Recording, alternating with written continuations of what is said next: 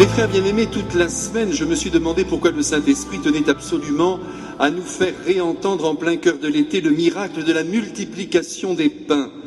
Et je crois avoir trouvé quelques raisons que je vais dans quelques instants, si vous me le permettez, vous exposer.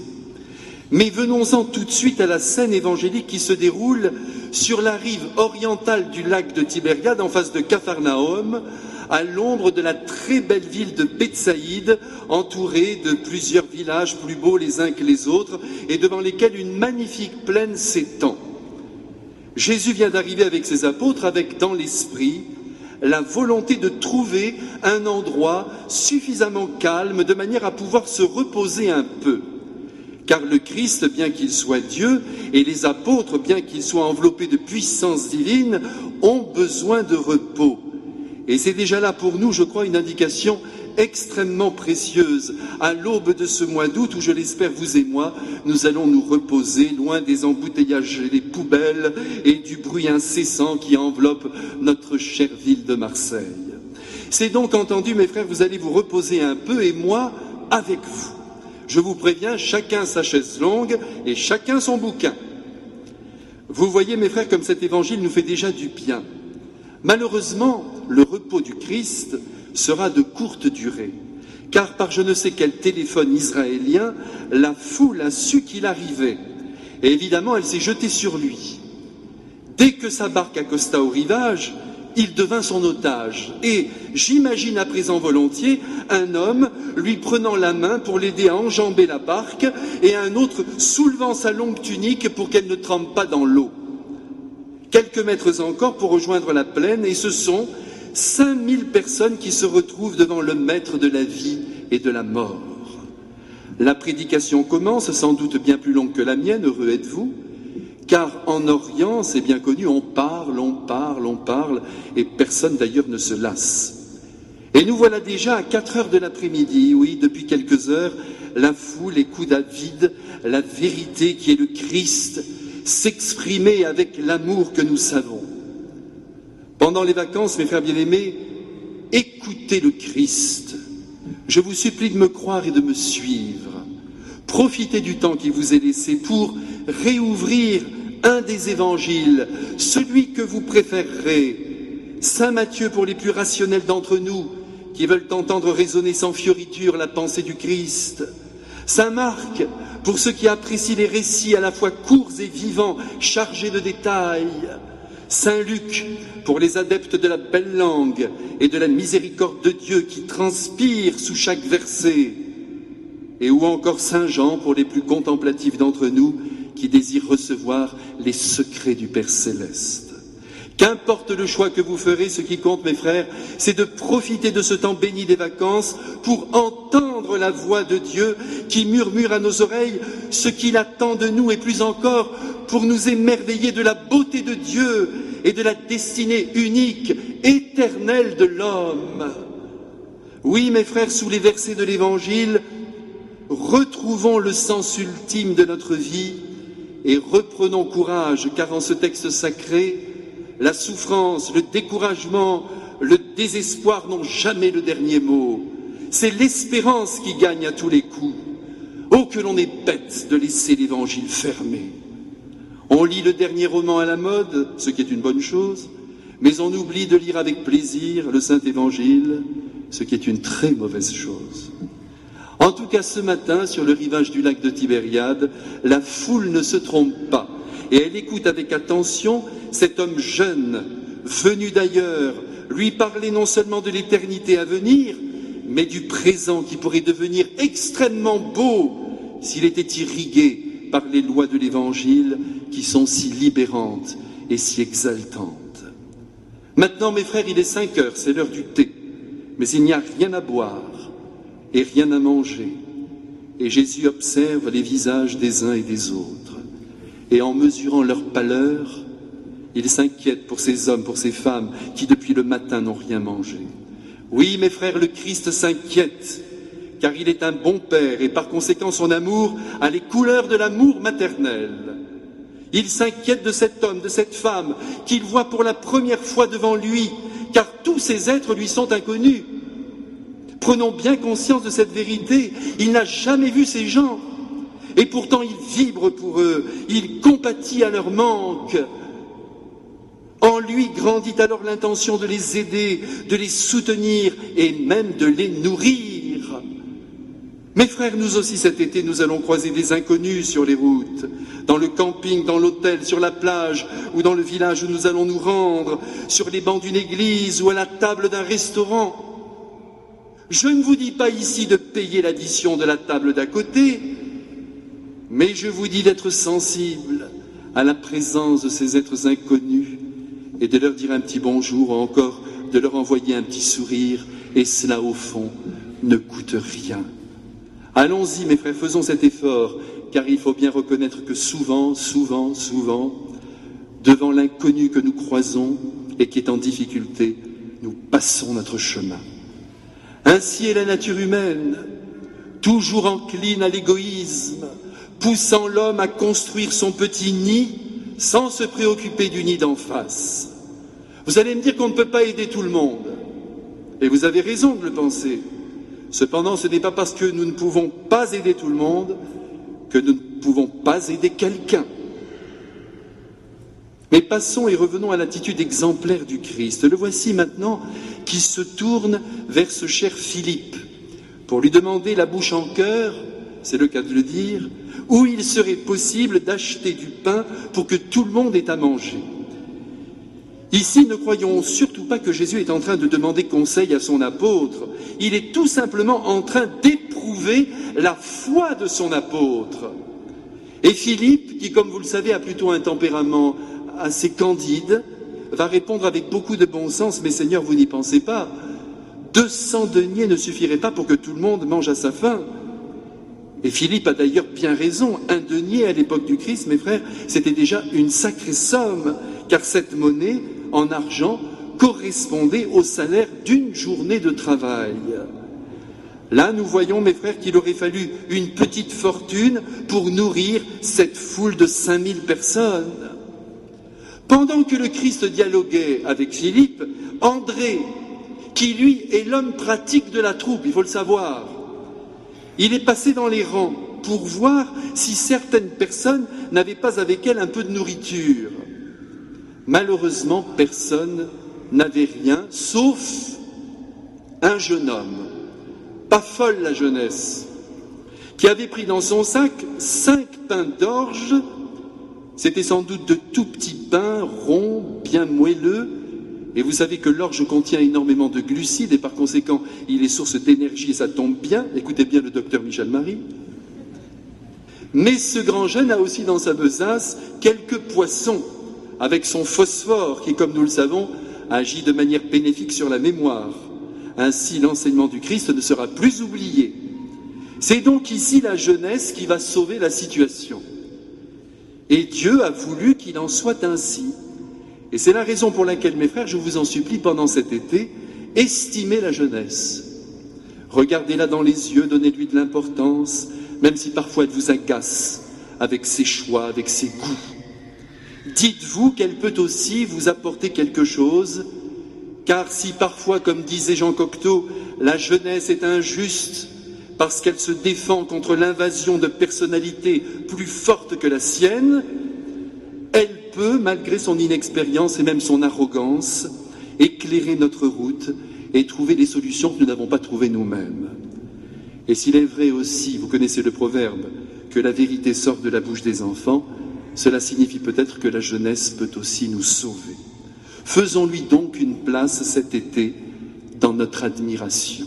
Et regardons nos enfants dans les yeux, mes frères. Vous savez, c'est pas facile pendant l'année, on est pris par beaucoup de choses, c'est sûr. Le soir, ils rentrent, vous aussi, vous êtes fatigués après le travail, vous arrivez, vous vous occupez d'eux. Je ne dis pas que vous les aimez pas, oh là là, vous les adorez, même vos petits. Et tant mieux, vous savez, tous les enfants qui n'ont pas l'affection de leurs parents, on sait très bien ce que ça devient. C'est épouvantable pour eux, ils sont mutilés à tout jamais. Mais là, pendant les vacances, regardez-les bien dans les yeux. Montrez-leur combien vous les aimez, vous les estimez, oui, vous les admirez. Après ces considérations, passons aux actes.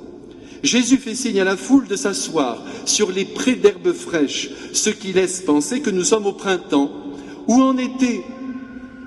Là, une messe toute particulière va se dérouler. Mais attention mes frères, la multiplication des pains n'est pas la très sainte Eucharistie, mais seulement une préfiguration de celle-ci, puisqu'à l'heure présente où je vous parle, des millions d'hosties présentes dans les tabernacles du monde n'attendent qu'une seule chose, se donner à l'homme pour le nourrir, en descendant dans les fibres de son corps et de son âme, car la puissance de la Sainte Hostie, je le rappelle, descend jusque dans le noyau cellulaire. C'est dire que par une seule communion, l'être de l'homme est entièrement renouvelé. Notre faim de Dieu est rassasiée, comme ces hommes et ces femmes qui, dans quelques instants, assis en tailleur devant le Christ, vont recevoir de sa main un petit pain et un filet de poisson inoubliables, et vont ainsi pouvoir continuer leur route. Ce miracle étonnant de la multiplication des pains va s'accomplir, mes frères, avec une simplicité incroyable. Pas de grands gestes de la part du Christ, pas d'emphase, pas d'invocation, pas de longues prières. Une simple action de grâce sur le sac du jeune homme, et de ce sac, 5000 pains vont jaillir les uns après les autres, accompagnés d'un petit poisson au goût exquis pour chacun. Vous allez me demander comment je le sais. Mais quand Dieu fait quelque chose, c'est toujours exquis, voyons. Il ne va pas nous donner un petit morceau de poisson de chez Findus. Non, c'est quelque chose de bon, de délicieux. C'est la surabondance, en plus il y en a pour tout le monde. Surabondance absolue du don de Dieu. Et oui, quand le ciel fait quelque chose, ce n'est jamais chiche et petitement, jamais. Il y en a pour tous et à profusion. La preuve, c'est qu'après le départ de la foule, les apôtres ont ramassé tous les restes. Et il a fallu pas moins de 12 corbeilles pour les contenir. Ici, mes frères, nous comprenons que l'amour du Christ est sans limite, car sous chacun de ces petits pains, il y a son amour. Et par conséquent, nous qui voulons imiter le Christ, cet été, lorsque nous inviterons nos amis, il faudra être large, très large, mort au gripsou, que les tables soient abondantes, et que l'on soit heureux de donner, de donner, de donner, ou mieux, d'offrir, d'offrir, d'offrir. Oui, mes frères bien-aimés, on ne regrettera pas au dernier jour d'avoir été généreux. Et même si parfois on se fait un peu avoir, ce n'est pas bien grave. Le Christ aussi s'est fait avoir. Car vous savez, dans cette foule de 5000 personnes, il ne devait pas y avoir que des fans de Jésus. Il y avait sans doute aussi quelques profiteurs. Et j'oserais dire, tant mieux, car c'est peut-être la générosité du Christ à leur égard qui les aura peut-être convertis à sa sagesse. Ici, mes frères, je voudrais rappeler une vérité que l'on oublie trop souvent, c'est que les miracles, écoutez-moi bien mes frères, parce que c'est important pour notre vie pratique et notre vie spirituelle, les miracles sont toujours accomplis pour les infidèles et non pour les fidèles, car les fidèles ont la foi. Ils n'ont donc pas besoin de signes particuliers pour croire dans le Christ. Les miracles ont le pouvoir, pardonnez-moi ce verbe, de contraindre l'intelligence humaine à adhérer au mystère de Dieu. Les hommes qui au bord du lac ont aujourd'hui mangé leur pain, en apercevant d'ailleurs ces derniers qui se multipliaient dans les mains du Seigneur, n'ont pu que croire dans le pouvoir divin du Christ. La preuve, c'est qu'il s'écrie en chœur, c'est vraiment lui le grand prophète qui vient dans le monde. Si bien que nous pouvons affirmer que si dans notre vie à nous, il n'y a pas de miracle retentissant, c'est que nous avons dépassé le stade de l'infidélité. C'est une bonne nouvelle, non? Dieu n'a plus à nous convaincre de son existence. Le juste vit de la foi. C'est cela que nous devons comprendre. Le juste vit de la foi. Sans compter que le grand danger qui nous guette, si nous croulions sous les miracles, ce serait d'aimer le Christ parce qu'il nous comble, et non parce qu'il est Dieu, parce qu'il est notre amour, parce qu'il est notre sauveur. D'ailleurs, vous savez, dans la vie courante, si vous aimez une personne parce qu'elle vous aide, parce qu'elle vous soutient, ça n'ira pas très loin. Car si un jour elle vous aide moins, le risque sera grand de la quitter. Non, on aime un être parce qu'on a décidé de l'aimer. Et on doit ainsi aimer le Christ dans cette même lumière. Qu'il agisse dans notre vie, notre Seigneur, ou qu'il soit silencieux, ça n'a pas d'importance. Nous savons qu'il est là, qu'il travaille à notre bien, à sa manière et cela doit nous suffire. Vous vous rendez compte, le Christ est là dans notre Église, mes frères. Tout à l'heure, il va venir sur l'autel, mais là, ici, dans le tabernacle, il y est. Il nous voit, il nous écoute, il nous regarde. Et il espère que je vous enseigne de bonnes choses. On verra au ciel. En tout cas, mes frères, vous vous rendez compte, on est enveloppé par la présence de Dieu. Il n'y a pas de miracle. Mais si nous nous arrêtons quelques instants en grand silence, on comprend qu'il est là. En tout cas, ce matin, parce que Jésus a distribué un petit bout de pain à chacun, la foule est en délire. Et nous nous en réjouissons pour elle. Et voilà qu'elle n'a plus qu'un seul désir, et on peut le comprendre, ne plus lâcher le Christ, et même lui donner plein pouvoir sur elle en le faisant roi. Alors ici, la réaction du Christ ne se fait pas attendre. Il s'enfuit tout seul dans la montagne, pendant que les apôtres en cordon sanitaire retiennent les plus passionnés qui veulent s'emparer de sa personne. Mes frères, ne nous y trompons pas. Si le Christ s'est enfui de la sorte, ce n'est pas en raison de son humilité. Il est bien rentré un jour triomphalement à Jérusalem sous les vivats, et cela ne lui a fait ni chaud ni froid. Non, s'il s'enfuit, c'est parce que la multiplication des pains qu'il vient d'accomplir a atteint son but, à savoir la transformation des infidèles en fidèles. Et il espère aussi que cette foule, qu'apparemment il abandonne, va le chercher partout et va le suivre même jusqu'à la synagogue de Capharnaüm, où là il parlera d'un autre pain, mais cette fois-ci d'un pain divin, d'un pain qui donne la vie et qui divinise celui qui le reçoit. Pendant les vacances, mes frères, j'espère que vous ne manquerez pas une seule messe du dimanche, même si vous allez dans la campagne la plus reculée. Le Saint-Esprit indique toujours à la bonne volonté le chemin qui conduit à la Sainte Eucharistie. Vous voyez, mes frères, comme il était bon au cœur de l'été de revivre cette multiplication des pains. Que d'enseignements elle contient pour que nos vacances soient belles et profitables. En une phrase, si vous le voulez bien, je vous redonne maintenant l'essentiel. Le Christ veut que nous nous reposions. Tout le monde est d'accord? Auprès du bon bouquin qui nous tient en haleine, que se trouve aussi l'Évangile, et qu'on le lise avec plaisir. Que la jeunesse qui nous se rapproche et qui souvent nous exaspère soit davantage estimée, écoutée et même admirée. Qu'en cours de route, alors que nous sommes nous-mêmes comblés, nous nous soucions de l'inconnu que nous rencontrerons et que la générosité soit visible sur nos gestes et sur nos tables.